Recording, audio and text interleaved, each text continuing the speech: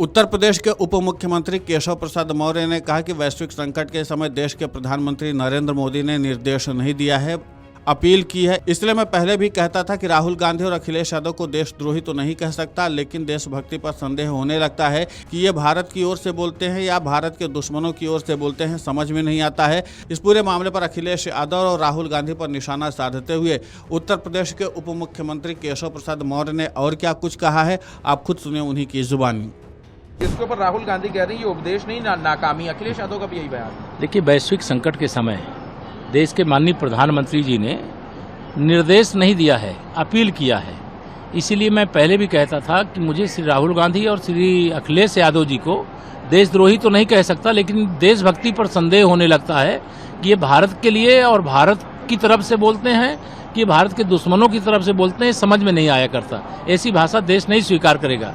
माननीय प्रधानमंत्री जी ने जो अपील की है, उस अपील के साथ अपने को जोड़ते हुए सबसे हम भी अपील करेंगे कि जो माननीय प्रधानमंत्री जी ने अपील किया है उसके साथ खड़े होकर के देश को मजबूत बनाने में सब लोग मिल करके आगे बढ़े, यही माननीय प्रधानमंत्री जी ने कहा। अखिलेश यादव कह रहे हैं चुनाव खत्म होते ही संकट याद आ गया। दरअसल देश के लिए संकट सिर्फ एक है, उसका नाम भाजपा है।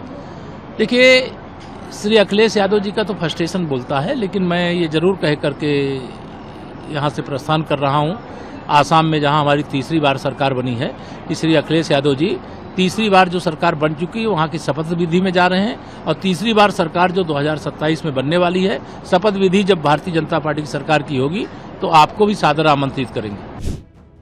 दरअसल प्रधानमंत्री नरेंद्र मोदी की इस अपील से विपक्ष आग बबूला नजर आ रहा है। उनके बयान पर राहुल गांधी, अखिलेश यादव समेत कई विपक्षी नेताओं ने तीखी प्रतिक्रिया दी है। लोकसभा में नेता प्रतिपक्ष राहुल गांधी ने तीखा हमला करते हुए कहा कि अब प्रधानमंत्री से देश नहीं संभल रहा। राहुल गांधी ने कहा कि मोदी जी ने जनता से त्याग मांगे, सोना मत खरीदो, विदेश मत जाओ, पेट्रोल कम जलाओ, खाद और खाने का तेल कम करो, मेट्रो में चलो, घर से काम करो। ये उपदेश नहीं, ये नाकामी के सबूत हैं। 12 साल में देश को इस मुकाम पर ला दिया कि जनता को बताना पड़ा कि क्या खरीदें क्या न खरीदें, कहां जाएं कहां न जाएं। हर बार जिम्मेदारी जनता पर डाल देते हैं ताकि खुद जवाबदेही से बच निकलें। देश चलाना अब कंप्रोमाइज्ड पीएम के बस की बात नहीं है। वहीं समाजवादी पार्टी के सुप्रीमो अखिलेश यादव ने कहा कि चुनाव खत्म होते ही संकट याद आ गया। दरअसल देश के लिए संकट सिर्फ एक है, उसका नाम है भाजपा। इतनी सारी पाबंदियां लगानी पड़ी तो $5 ट्रिलियन की जुमलाई अर्थव्यवस्था कैसे बनेगी। लगता है भाजपा सरकार के हाथ से लगाम पूरी तरह छूट गई है। डॉलर आसमान छू रहा है और देश का नया रुपया पातालोन्मुखी हो गया है।